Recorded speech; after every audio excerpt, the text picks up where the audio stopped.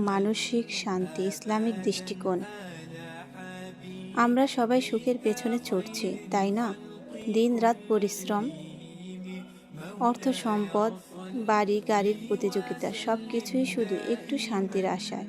কিন্তু দিন শেষে কি আমরা সত্যিই শান্তিতে আছি? নাকি এক অদ্ভুত একাকিত্ব আর মানসিক অশান্তি আমাদের গ্রাস করছে? চলুন আজ জেনে নেই ইসলাম আমাদের কোনো আসল সুখের সন্ধান দেয়। এক, আল্লাহর উপর ভরসা। মানসিক অশান্তির সবচেয়ে বড় কারণ হলো ভবিষ্যৎ নিয়ে অতিরিক্ত দুশ্চিন্তা। ইসলাম আমাদের শেখায় তাওয়াক্কুল বা আল্লাহর উপর ভরসা করা।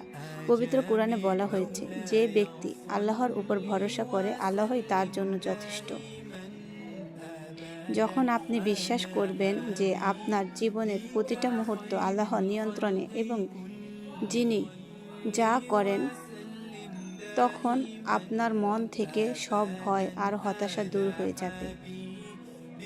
2, কৃতজ্ঞতা বা শুকর। আমরা যা পাইনি তা নিয়ে আফসোস করতে করতেই জীবন পার করে দিই।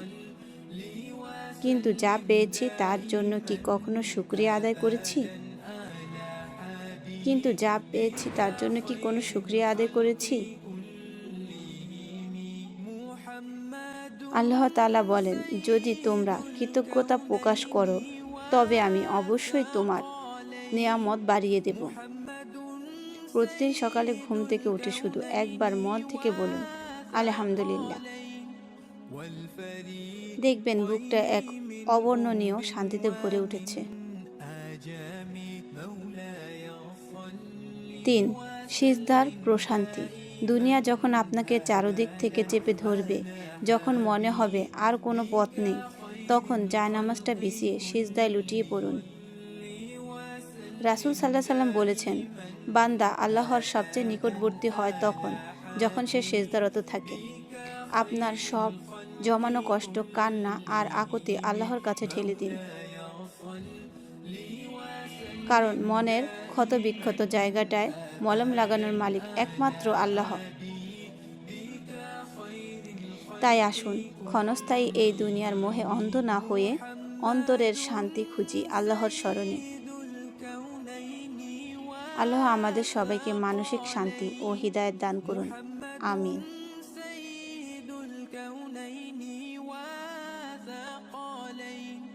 والفريقين من أرب ومن آجام مولاي صل وسلم دائما أبدا على حبيبك خير الخلق كلهم وسلم دائما أبدا على حبيبك خير الخلق كلهم مولاي صل وسلم دائما أبدا على